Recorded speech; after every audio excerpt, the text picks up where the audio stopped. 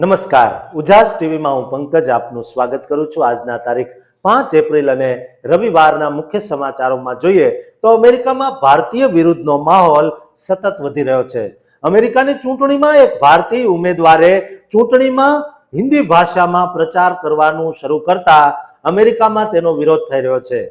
શા માટે વિરોધ થઈ રહ્યો છે અને કોણે વિરોધની શરૂઆત કરી તે જાણીને તમે ચોંકી જવાના છો, તો તેની વિગતે વાત કરીશું. આ ઉપરાંતના સમાચારમાં જોઈએ તો અમેરિકામાં રહેતી અને ટ્રમ્પની કટ્ટર સમર્થક પોતાની જાતને ગણાવતી ગુજરાતની દીકરી પ્રિયા પટેલ ફરી એકવાર વિવાદમાં આવી છે.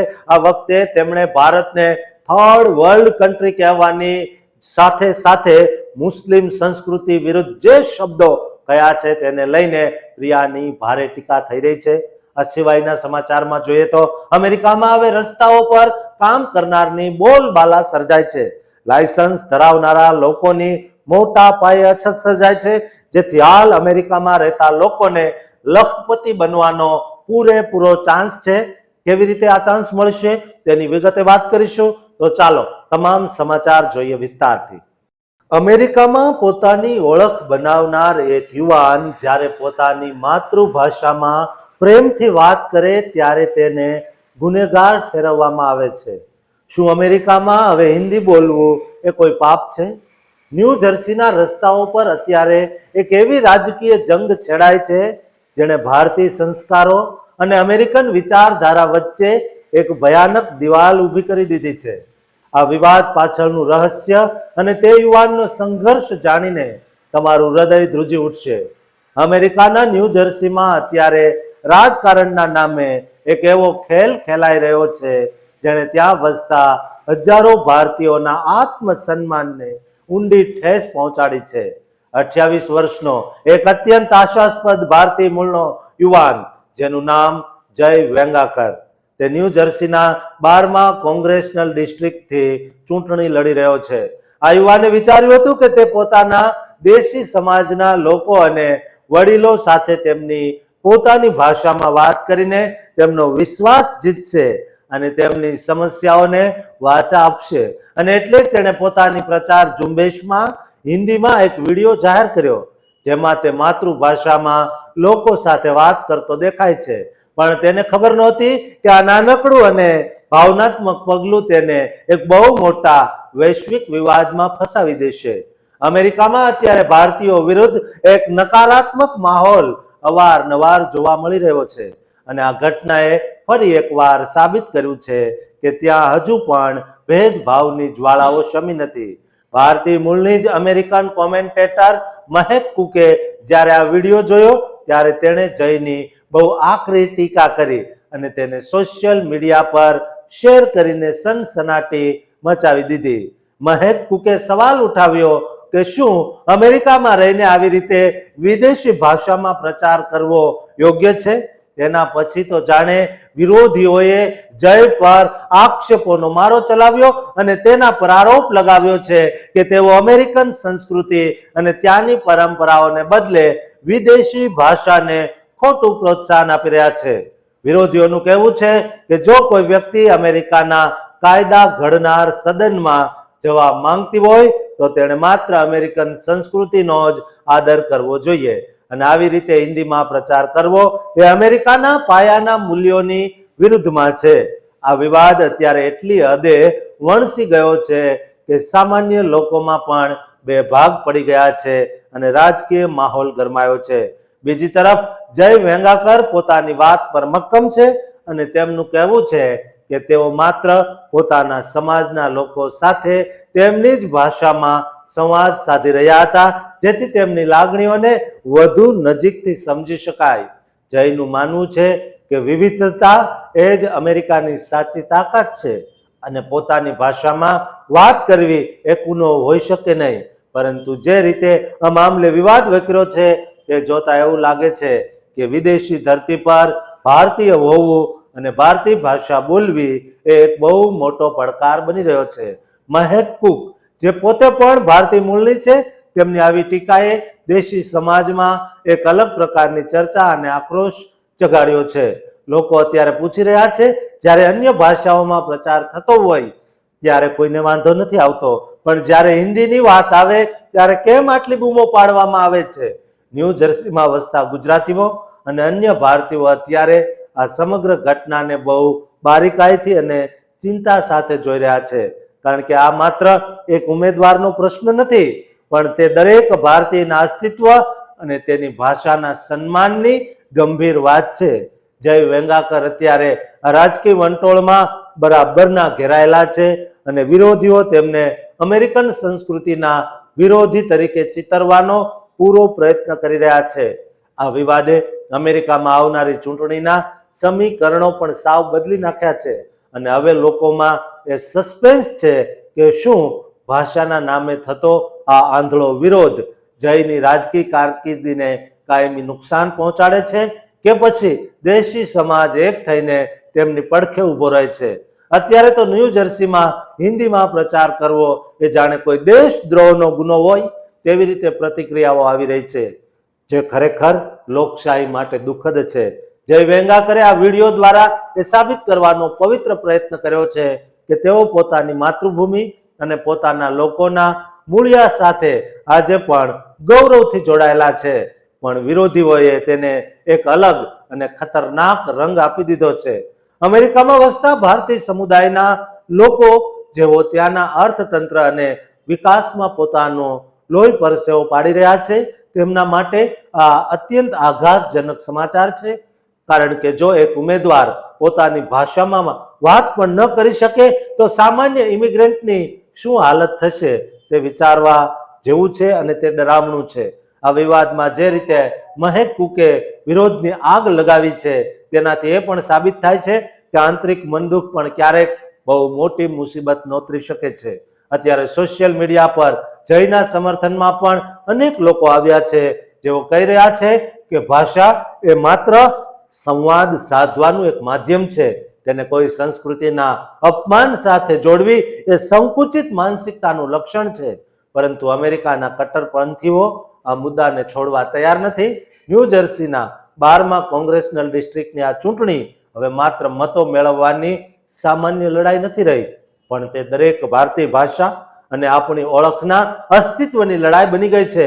28 વર્ષનો આ ફૂટડો યુવાન આટલા મોટા માનસિક અને રાજકીય દબાણ સામે કેવી રીતે પોતાની લડાઈ ચાલુ રાખશે તે અત્યારે સૌથી મોટો યક્ષ પ્રશ્ન છે. આ ઘટનાએ ફરી એકવાર સાબિત કર્યું છે કે વિદેશમાં વસતા ભારતીયો માટે રાજકારણનો રસ્તો બહુ મુશ્કેલ છે અને ત્યાં ટકી રહેવા માટે પોતાની અસલી ઓળખને પણ ઘણીવાર દાવ પર લગાવવી પડે છે. આ વિવાદનો શું અંત આવશે અને જય વેંગાકર આમાંથી કેવી રીતે બહાર નીકળશે તેના પર સૌની નજર રહેશે. પણ આ ઘટનાએ ભાષા અને સન્માનના મુદ્દાને ફરી એકવાર અમેરિકાના રાજકારણમાં જીવંત કરી દીધો છે. દોસ્તો, અમેરિકામાં રહેતા દરેક વ્યક્તિ, ન્યૂ જર્સીમાં રહેતા દરેકને આ વિડીયો શેર કરે અને જયને જીતાવીને એટલું સાબિત કરી આપે કે એક ભારતીયનું અપમાન એ દરેક ભારતીયનું અપમાન છે. દોસ્તો, આ ચેનલને સબસ્ક્રાઇબ કરવાનું પણ ચૂકતા નહીં. અમેરિકામાં તમારા પોતાના લોહીનો સંબંધ ધરાવતો કોઈ વ્યક્તિ જ્યારે તમારી સંસ્કૃતિને જ નીચી બતાવવા લાગે ત્યારે શું થાય? એક ગુજરાતી દીકરી જેણે ગૌરવશાળી ભારતને થર્ડ વર્લ્ડ કહીને અડધૂત કર્યું અને એક આખા ધર્મને ઉતરતો ગણાવ્યો. પિયર્સ મોર્ગનના લાઈવ શોમાં જ્યારે ઝેર ઓકવામાં આવ્યું ત્યારે આખું વિશ્વ સ્તબ્ધ થઈ ગયું. આત્મઘાતી નિવેદન પાછળ કઈ માનસિકતા છુપાયેલી છે અને શું આ માત્ર રાજકીય ખેલ છે કે પોતાની ઓળખ પ્રત્યેનો ધિક્કાર? સત્ય જાણીને તમારું લોહી ઉકળી જશે. અત્યારે અમેરિકાના રાજકારણ અને સોશિયલ મીડિયા પર એક એવો વંટોળ ઉઠ્યો છે જેણે 7 સમંદર પાર બેઠેલા દરેક ભારતીય અને ખાસ કરીને ગુજરાતીઓના આત્મસન્માનને ઊંડી ઠેસ પહોંચાડી છે. દોસ્તો, કેલિફોર્નિયામાં રહેતી અને પોતાને કટ્ટર માગા એટલે કે ટ્રમ્પ સમર્થક ગણાવતી પ્રિયા પટેલ, એક ભારતીય મૂળની ઇન્ફ્લુએન્સર, અત્યારે ભયાનક વિવાદોમાં ફસાય છે. દોસ્તો, તેણે જાણીતા પત્રકાર પિયર્સ મોર્ગનના પિયર્સ મોર્ગન અનસેન્સર્ડ શોમાં જે નિવેદનો આપ્યા તે સાંભળીને માનવતા પણ શરમાઈ જાય. દોસ્તો, પ્રિયા પટેલે લાઈવ શોમાં બહુ ગાજવીજ સાથે એવું કહ્યું કે દુનિયાની બધી સંસ્કૃતિઓ ક્યારેય સમાન હોતી નથી. જ્યારે તેને પૂછવામાં આવ્યું કઈ સંસ્કૃતિ તેને ઉતરતી લાગે છે, ત્યારે તેણે સીધો જ હુમલો કરતા જણાવ્યું કે અફઘાનિસ્તાન અને મિડલ એસ્ટના દેશોમાંથી આવતી મુસ્લિમ સંસ્કૃતિ ઘણી રીતે ઉતરતી એટલે કે ઇન્ફિરિયર છે. આટલેથી જ ન અટકતા તેણે પોતાની માતૃભૂમિ ભારત વિશે પણ ઝેર ઓક્યું. તેણે કહ્યું કે આજે પણ ભારતનો એક બહુ મોટો ભાગ થર્ડ વર્લ્ડ એટલે કે ત્રીજી દુનિયા સમાન છે, જ્યાં ટેકનોલોજી અને સામાજિક પ્રગતિ નથી થઈ. પ્રિયા પટેલનું માનવું છે કે આવા પછાત વિસ્તારોમાંથી આવતા લોકો અમેરિકન સમાજમાં ક્યારેય ભળી શકતા નથી અને એટલે જ મોટા પાયે થતા ઇમિગ્રેશનને તે દેશ પરનું આક્રમણ ગણાવે છે. પિયર્સ મોર્ગને પ્રિયાના આ નિવેદનોને પ્યોર બિગોટરી એટલે કે સ્પષ્ટ વંશીય ભેદભાવ ગણાવીને તેનો જોરદાર વિરોધ કર્યો. શોમાં હાજર અન્ય પેનલિસ્ટ બ્રાયન શાપિરોએ પણ પ્રિયા પર આક્ષેપ કર્યો કે તે માત્ર ટ્રમ્પના સમર્થકોને ખુશ કરવા માટે અને પોતાની લોકપ્રિયતા વધારવા માટે આવા અત્યંત વાંધાજનક નિવેદનો આપી રહી છે.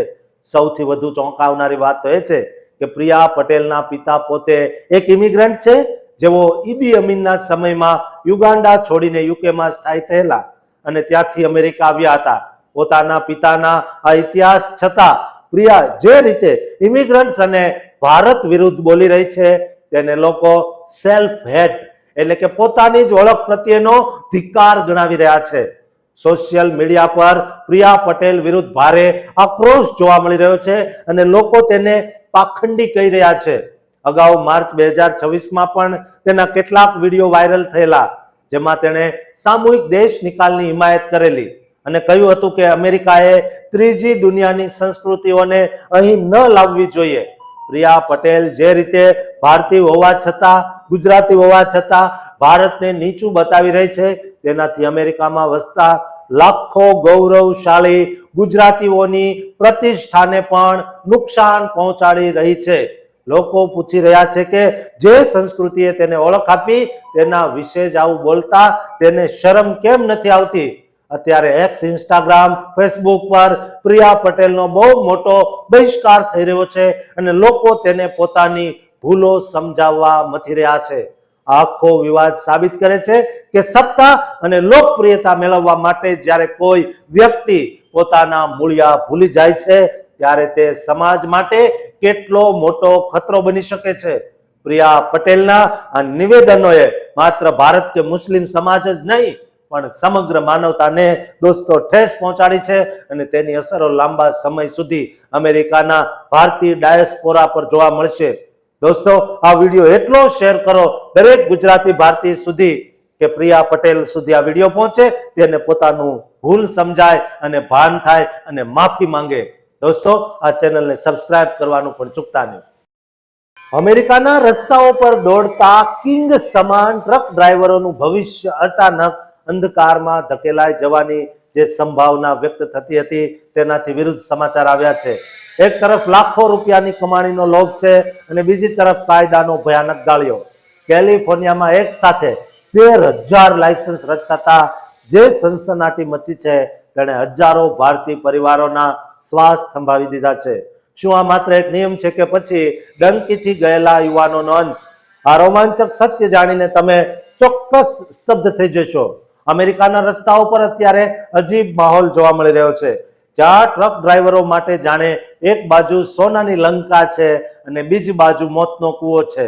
તાજેતરમાં મળેલી માહિતી મુજબ જે લોકો પાસે અમેરિકામાં રહેવાના કાયદેસરના પુરાવા છે તેમના માટે તો ચાંદી જ ચાંદી છે, પણ જેઓ ડંકી રૂટથી સપના પૂરા કરવા ગયા છે તેમના માટે રસ્તો કાંટાળો બની ગયો છે.